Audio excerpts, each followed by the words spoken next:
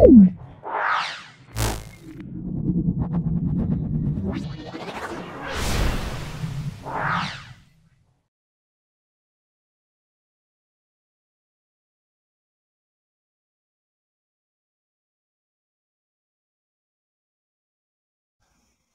আমরা ক্লাস 8-এর দ্বিতীয় স্কুলটা, সেটা Lake Town government sponsored girls high school solve করছি। এর দুটো পার্ট আছে, একটা ফিজিক্যাল সায়েন্স আর একটা লাইফ সায়েন্স। ব্যাখ্যা করছে, খুব ভালো করে ভিডিওটা দেখো। এবং এটা তোমাদের সেকেন্ড সামিটি পরীক্ষার জন্য এই স্কুলগুলো করানো হচ্ছে, খুব ভালো করে দেখবে।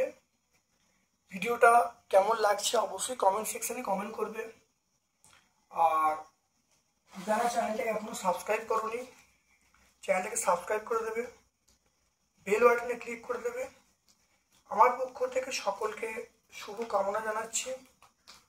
ফিজিক্যাল সায়েন্স পোর্শনে প্রথম প্রশ্নে, বায়ুর চাপ বাড়ালে বরফের গলনাঙ্ক অবশ্যই কমে যায়। বরফ গলনের লীন তাপ আমরা বলবো 80 ক্যালোরি পার গ্রাম। Zn প্লাস H2SO4 সমান ZnSO4 প্লাস H2। এটা হলো, দেখো এখানে জারক হলো ZnSO4, এখানে জারক হলো H2SO4। তারপরে চলে এসো কিউপিক। দেখো কিউপিক নাইট্রেটকে উত্তপ্ত করলে যে বাদামি বর্ণের গ্যাস নির্গত হয় তার নাম হলো নাইট্রোজেন ডাইঅক্সাইড। এটা আমরা অপশান সি বলবো। কোনটি তড়িৎ বিশ্লেষ্য? কোনটি তড়িৎ বিশ্লেষ্য পদার্থ? এটা কপার সালফেট। চিনি, গ্লুকোজ, অ্যালকোহল তড়িৎ বিশ্লেষ্য নয়, কপার সালফেট তড়িৎ বিশ্লেষ্য। 50 কিলোমিটার উপরে আকাশ থেকে ভূপৃষ্ঠে বিভব প্রবেগ কত? সেটা হলো আমরা বলবো 4 লক্ষ।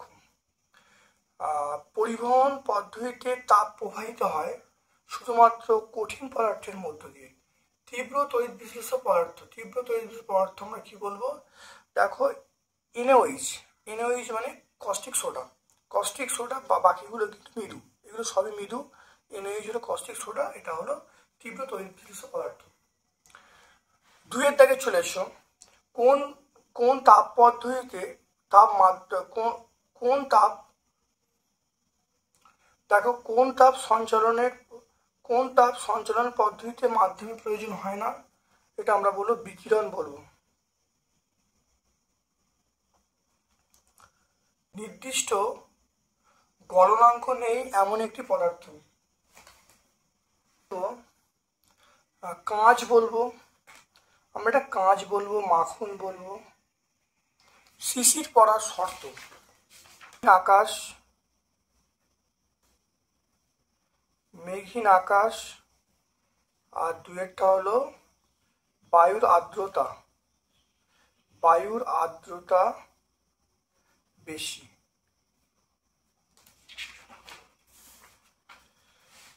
আর 4-টা, আলু এবং লিভারে পাওয়া যায় এমন একটি করে এনজাইম।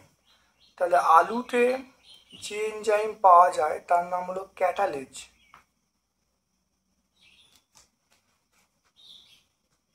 লিভার বা মেটে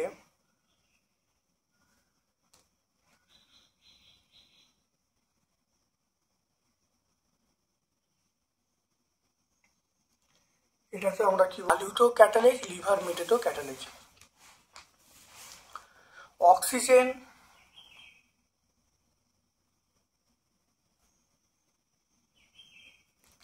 অক্সিজেন কোনো পদার্থের দহনে কি উৎপন্ন করে? আমরা বলবো তাপ ও আলো উৎপন্ন করে।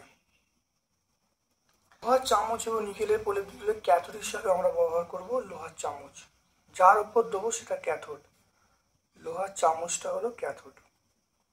তড়িৎ বিশ্লেষণের সময় ক্যাথোডে বিজারণ ঘটে কেন?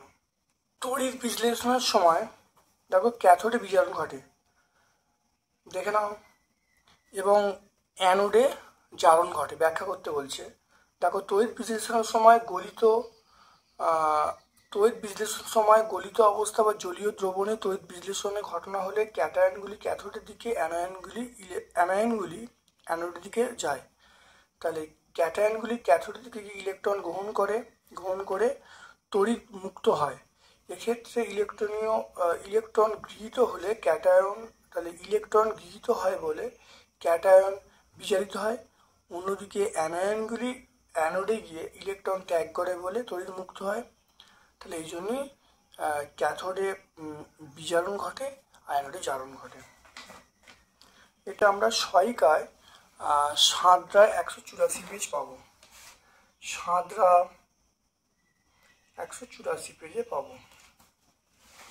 দেখো, ফিউজ তারের গলনাঙ্ক খুব কম হওয়া প্রয়োজন, গলনাঙ্ক খুব কম হওয়া প্রয়োজন। ইগলু দিয়ে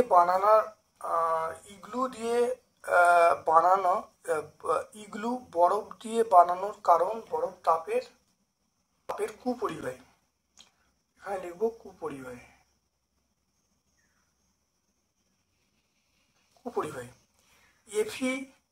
Fe2+ E এটা ড্যাশ বিক্রিয়া। দেখো ইলেকট্রন ত্যাগ করছে। ইলেকট্রন ত্যাগ করলে আমরা কি বলবো, একটু ভালো করে দেখে নাও। যে বিক্রিয়ায় ইলেকট্রন ত্যাগ করে তাকে আমরা বলবো জারণ বলবো। এখানে দেখো Na-E সমান আমরা কি বলবো, Na+ বলবো। তাহলে ইটা এদিকে গেলে তাহলে Na++ E। তাহলে এখানে দেখো এই একইভাবে দেখো এটা দেখো যদি এটা লিখে গেছে, তাহলে Fe+2E। তো ইলেকট্রন কিন্তু ত্যাগ করলো। কটা ইলেকট্রন ত্যাগ করলো? দুটো ইলেকট্রন ত্যাগ করলো। ইলেকট্রন ত্যাগ করলে আমরা কি বলবো, ড্যাশ বিক্রিয়া বলবো। ইলেকট্রন ত্যাগ করলে আমরা বলবো এটা জারণ। তড়িতে ধাতু উজ্জ্বলতা বাড়াতে আমরা ব্যবহার করবো সেটা তড়িৎ লেপন।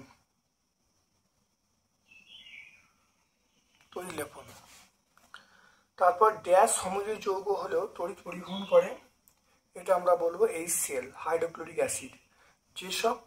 যেসব পদার্থ রাসায়নিক বিক্রিয়ার বেগ বাড়ায় তাদেরকে আমরা কি বলবো, বাড়ায় বা কমায়, এটা আমরা অনুঘটক বলবো। যেসব পদার্থ রাসায়নিক বিক্রিয়ার বেগ বাড়ায় তাদেরকে আমরা অনুঘটক বলবো। বাড়ায় বা কমায় হতে পারে।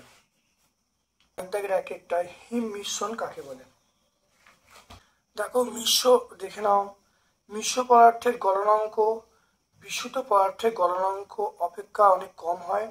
যেসব মিশ্রণ খুব কম উষ্ণতায়, যেসব মিশ্রণের সাহায্যে খুব মূল পদার্থের কম গলনাঙ্কের চেয়ে কম উষ্ণতা তৈরি করে তাকে আমরা হিমমিশ্র বলবো।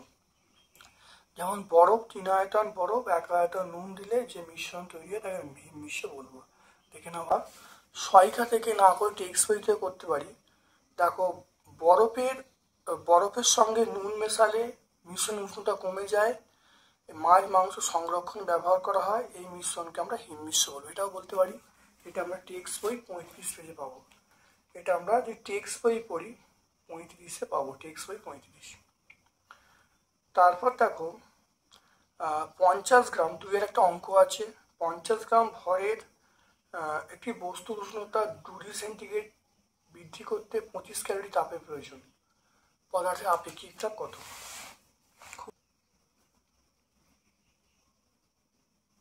দুইয়ের অথবা। তাহলে বস্তুর ভর বলা আছে m সমান 50 গ্রাম, আর তাপমাত্রা বৃদ্ধি T বলা আছে 2 ডিগ্রি সেন্টিগ্রেড। আর এখানে দেখো বলা আছে H মানে বলা আছে 25 ক্যালোরি।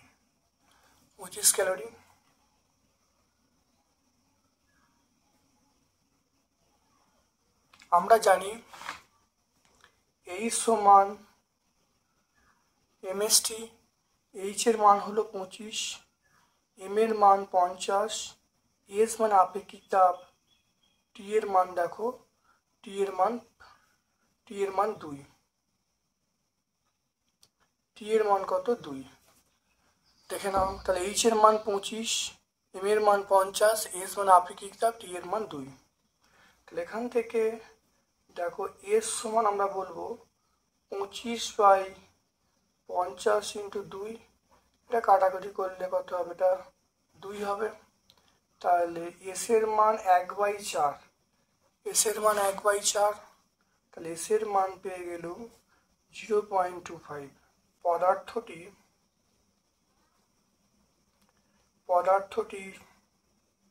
আপেক্ষিক তাপ 0.25 পদার্থটির আপেক্ষিক তাপ দেখে নাও 0.25 ক্যালোরি পার ডিগ্রি সেন্টিগ্রেড।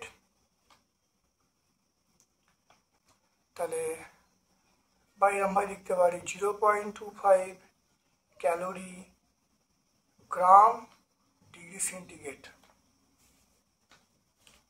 তাহলে এম এর মান 50, টি এর মান 2, এইচ এর মান 25, মান এইচ সমান এমএসটি মান বসানো হয়েছে, বসে এইচ এর মান 1/4, তাহলে এর সমান 0.25, তাহলে পদার্থটির আপেক্ষিক তাপ 0.25 ক্যালোরি পার ডিগ্রি সেন্টিগ্রেড গ্রাম, বা এরকম ভাবে লিখতে পারি 0.25 ক্যালোরি গ্রাম ডিগ্রি সেন্টিগ্রেড।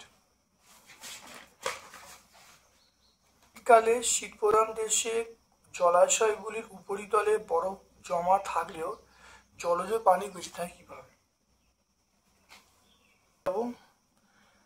দেখো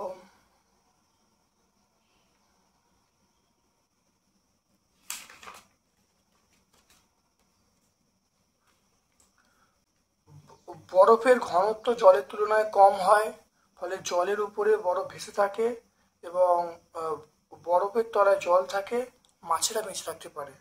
এটা টেক্সট বই 34 আমরা পাবো।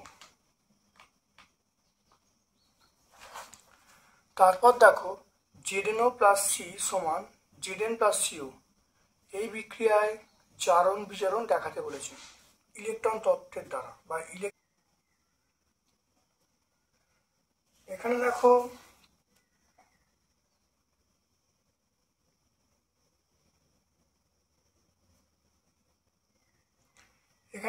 Zn2 প্লাস দুটো ইলেকট্রন গ্রহণ করেছে, গ্রহণ করে Zn হয়েছে।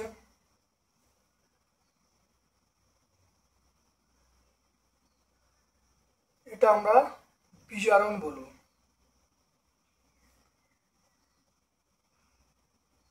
এটা বিজারণ। আর জারণ দেখো সি মাইনাস দুটো ইলেকট্রন করেছে, বর্জন করেছে C2 প্লাস। তো লিখে নাও জি,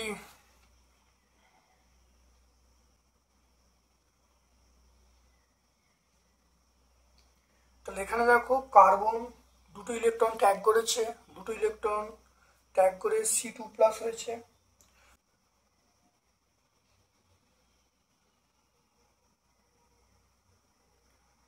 তাহলে এইটা দেখো আমরা বলবো তাহলে জারণ হবে, আর এটা রাখো কি হবে বিজারণ হবে।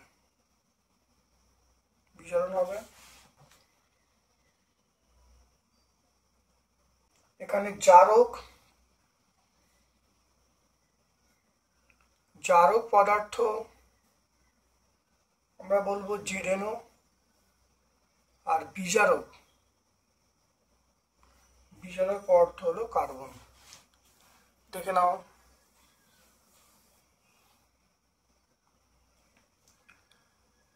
হয়েছে, ভালো করে দেখে নিয়েছো, খুব ভালো করে প্র্যাকটিস করবে। দেখো ঝালাইয়ের কাজে অক্সিজেন এবং অ্যাসিটিলিনের মিশ্রণ ব্যবহার করা হয় কেন? দেখে নাও ঝালাই কারখানার সরু ছিদ্রের মধ্য দিয়ে উচ্চচাপে অক্সিজেন অ্যাসিটিলিন গ্যাস মিশ্রণকে 2000 থেকে 3000 সেন্টিগ্রেড পাঠালে তাপ এবং প্রচুর আলোক শক্তি পাওয়া যায়। ঝালাইয়ের কাজে অক্সিজেন এবং অ্যাসিটিলিন মিশ্রণের যে বিক্রিয়াটা, এই বিক্রিয়াটা ঘটে প্রচুর পরিমাণে তাপ ও আলো উৎপন্ন হয়, সেই জন্য আমরা ব্যবহার করি। দেখে নাও ভালো করে। তারপরে চলে এসো গলিত সোডিয়াম ক্লোরাইডের তড়িৎ বিশ্লেষণে ক্যাথোড অ্যানোডে কি বিক্রিয়া ঘটবে সেটা ব্যাখ্যা করতে বলছি। তাহলে সোডিয়ামটা এটা Na+Cl- আয়ন উৎপন্ন হবে। দেখো ক্যাথোডে Na+ ইলেকট্রন Na ধাতু উৎপন্ন হবে, অ্যানোডে দেখো Cl- ইলেকট্রন করলে Cl, আর Cl+Cl মানে Cl2। তাহলে ক্যাথোডে হলো সোডিয়াম উৎপন্ন হবে আর অ্যানোডে Cl2 গ্যাস উৎপন্ন হবে। গ্যালভানাইজেশন কাকে বলে, এর প্রয়োজনীয়তা দেখে নাও। লোহার ওপরে জিঙ্কের আস্তরণকে আমরা বলবো গ্যালভানাইজেশন। এটা কেন করা হয়? এটা করা হয়, এর কারণটা হলো যাতে মরচে না পড়ে। তাহলে মরচে হাত থেকে রক্ষা করা, উজ্জ্বলতা বৃদ্ধি করা, এগুলো হলো এর উদ্দেশ্য। তাহলে 1 নম্বর পয়েন্ট লিখবে মরচে না পড়া। নাম্বার 2 হলো বা মরচে প্রতিরোধ করা লিখতে পারো, আর উজ্জ্বলতা বৃদ্ধি করা। এটা টেক্সট বই 109 আমরা পাবো।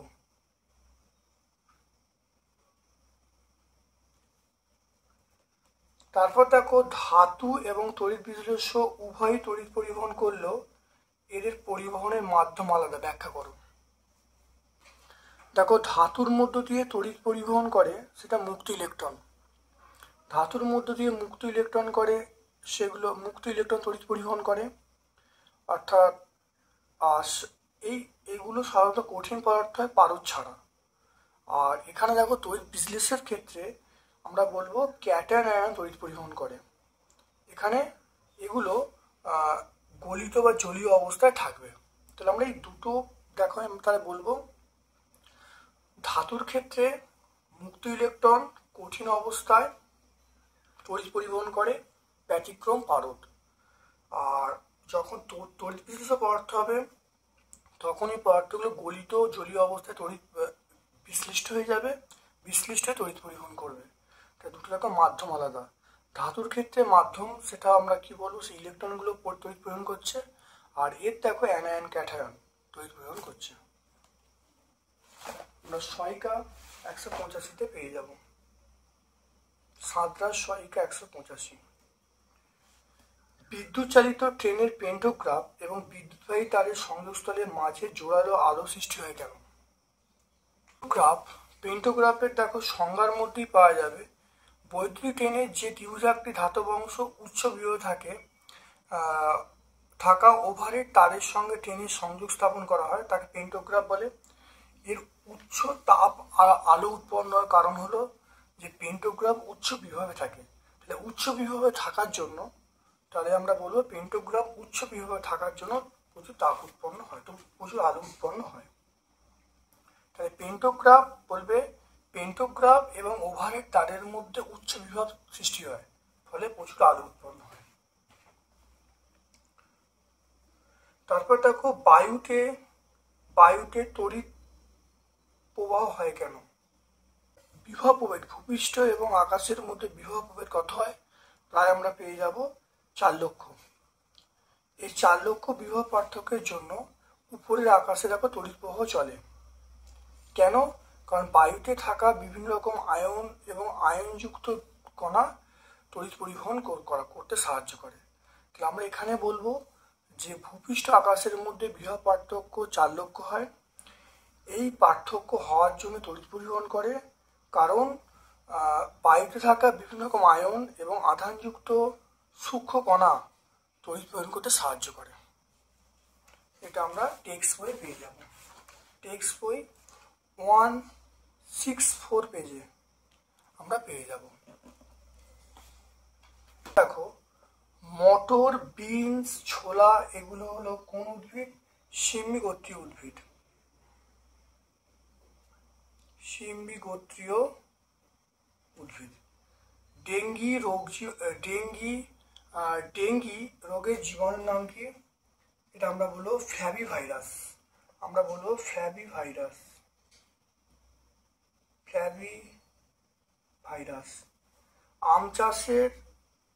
আম গাছের চাষের প্রাথমিক বৃদ্ধিতে সাহায্য করে কোন সার? নাইট্রোজেন যুক্ত সার। এর প্রাথমিক খাবার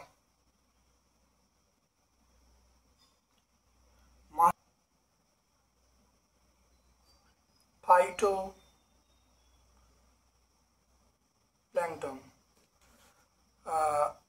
মৌমাছিদের জীবনচক্রের তৃতীয় পর্যায়ের নাম আমরা বলবো পিউপা। তৃতীয় পর্যায় হলো পিউপা। তাহলে দেখো মটর ও বিনস এগুলো শিম্বি গোত্রীয় উদ্ভিদ। ডেঙ্গি রোগের জীবাণুর নাম ফ্ল্যাভিভাইরাস। আম গাছের প্রাথমিক সাহায্য করে এন্টোযুক্ত সার বা নাইট্রোজেনযুক্ত সার। মাছের প্রাথমিক খাদ্য ফাইটোপ্ল্যাঙ্কটন। মৌমাছির জীবনচক্রের তৃতীয় পর্যায়ের নাম হলো পিউপা। দেখো, চা পাতায় উপস্থিত উপকারটির নাম, এটা আমরা ট্যানিন বলবো। প্রদত্ত কোনটা রবি ফসল? রবি ফসল আমরা গম বলবো। রক্তের মাধ্যমে সঞ্চারিত ভাইরাসের নাম, রক্তের মাধ্যমে সঞ্চারিত আমরা হেপাটাইটিস বলবো। বৈসাদৃশ্য খুঁজে বার করতে বলছে। দেখো, বাটা, রুই, কাতলা, মৃগেল এগুলো সব মেজর কার্প, বাটা হলো মাইনর কার্প। ঢেকাল পদ্ধতি, দোলাল পদ্ধতি, ড্রিপ পদ্ধতি, রাহাত পদ্ধতি। ড্রিপ পদ্ধতি এর মধ্যে আসছে না, ড্রিপ পদ্ধতি সম্পূর্ণ আলাদা। কৃষিকাজে ব্যবহৃত আগাছানাশক পদার্থ, তাহলে এগুলো আমরা বলবো, দেখে নাও। এগুলো আমরা বলবো ড্যালাপন বলবো, পিক্রোরাম বলবো, 2,4-D এগুলো সব বলবো। তারপর দেখো, অসংক্রামক রোগ গঠিত মহামারী। অসংক্রামক এটা আমরা বলবো যেমন হার্ট ডিজিজ বলবো, ফুসফুসে ক্যান্সার বলবো, এগুলো অসংক্রামক।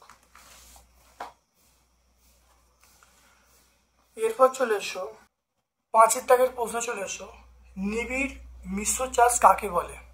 এটা আমরা টেক্সট বইয়ে 217 পেজে পাবো।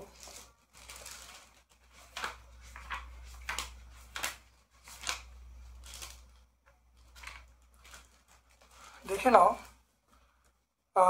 কাতলা মাছ, সিলভার কাপ মাছ, রুই মাছ, গ্রাস কাপ, মৃগেল মাছ এবং কমন কার্প, অর্থাৎ দেশি এবং বিদেশি মাছ একসঙ্গে চাষ করাকে আমরা কি বলবো? মিশ্র মৎস্য চাষ বা পলিকালচার বলবো। দেখো, 3 ধরনের দেশি কার্পের সঙ্গে 3 ধরনের বিদেশি কার্পের একই পুকুরে চাষ করাকে আমরা বলবো নিবিড় মিশ্র চাষ বা পলিকালচার। এরপর চলে এসো, দেখো হিউমাস কি? এটা আমরা টেক্সট বই 196 পেয়ে যাব।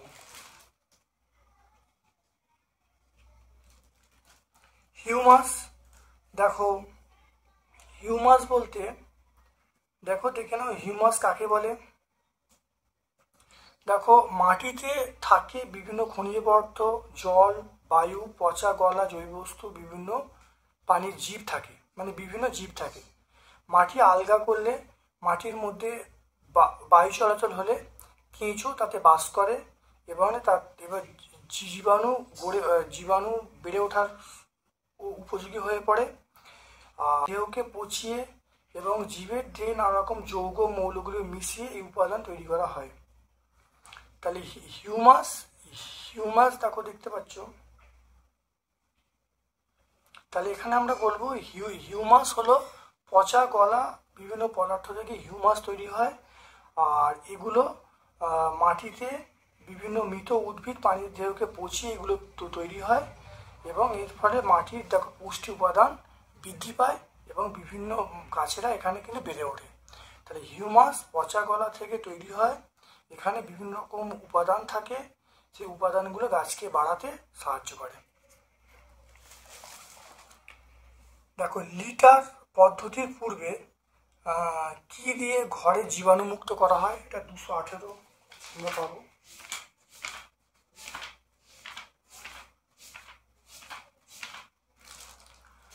দেখে নাও, লিটার পদ্ধতির পূর্বে প্রথমে চুন এবং ব্লিচিং পাউডার দিয়ে ঘরকে জীবাণুমুক্ত করতে হয়। তাহলে চুন আর ব্লিচিং পাউডার। তারপরে চলে এসো, দেখো অর্থনৈতিক গুরুত্বের ভিত্তিতে উভগুণ সম্পন্ন দুটি মুরগির নাম লিখতে বলছে। 217 পেজ আমরা পাবো। দেখুন, উভগুণ সম্পন্ন মুরগি আমরা বলবো রোড আইল্যান্ড রেড বা নিউ হ্যাম্পশায়ার। দেখতে পাচ্ছ। তারপর চলে এসো, কালাজ্বর সৃষ্টিকারী আদ্যপানির নাম এবং তার বাহকের নাম। এটা দেখো, কালাজ্বর সৃষ্টিকারী আদ্যপানির নাম বা প্রোটোজোয়ার নাম হলো লিজম্যানিয়া। তাই লিজম্যানিয়া দেখতে পাচ্ছ, আর এর বাহক তাহলে এটা হলো লিজম্যানিয়া, আর কালাজ্বরের বাহক হলো স্ত্রী বেলেমাছি। দেখতে পাচ্ছ, স্ত্রী বেলেমাছি। এরপরে চলে এসো 6-এর দাগের প্রশ্ন। দেখো, চাষের জমি প্রথমে অনাবাদি করে ফেলে রাখা হয় কেন? এটা আমরা 199 পেজে পাবো।